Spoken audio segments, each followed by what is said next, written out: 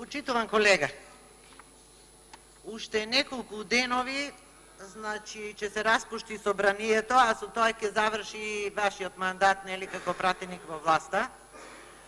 И нешто што сакам да кажам е дека, еве, и мандатот ви истече, а се уште се враќате назад и се обидувате некако сите ваши неуспеси до сега на секое поле да ги споредите со некое друго време или некоја друга власт, така што и со овој ваш голем неуспех во решавањето на еден од најважните проблеми во Република Македонија во моментот, проблем кој што е многу важен и опасен е дури и по живот на граѓаните, тоа е загадувањето, се обидувате некако да го споредите со работењето на некоја друга влада.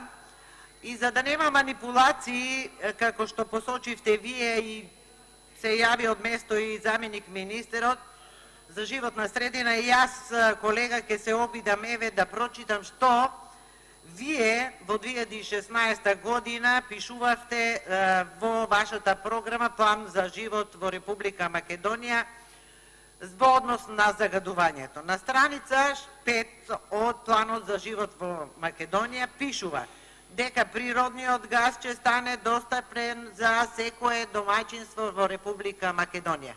Дали е така, почитуван колега? Јас велам не, и дека ова е една голема ваша лага.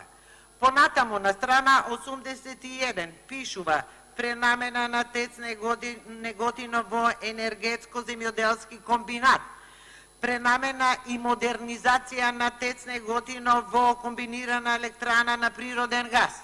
Дали е така, колега? Дали има пренамена на ТЕЦ Неготино? Не, колега. Уште една ваша голема лага. Понатаму пишува дека ќе има имплементација на најсовремени еколошки стандарди за ТЕЦ Битола и ТЕЦ Осломој. Така ли е, колега? Има ли имплементација на најсовремени еколошки стандарди во ТЕЦ Битола и ТЕЦ Осломој? Уште една лага, почитуван колега. Во глава Б пишува природен газ. Веднаш ќе се започнат активности за приклучување на Македонија кон трансатлантскиот гасовод. Така ли е, колега? Не, колега. Уште една голема лага. Интерконективно поврзување со Бугарија и со Грција. Дали го има тоа, колега? Не, колега. Уште една лага.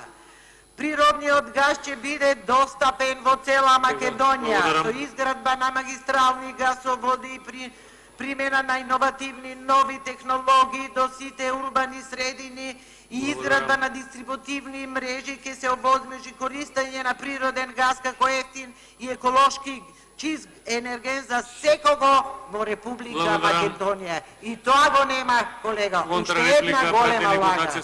Само лаги од вас.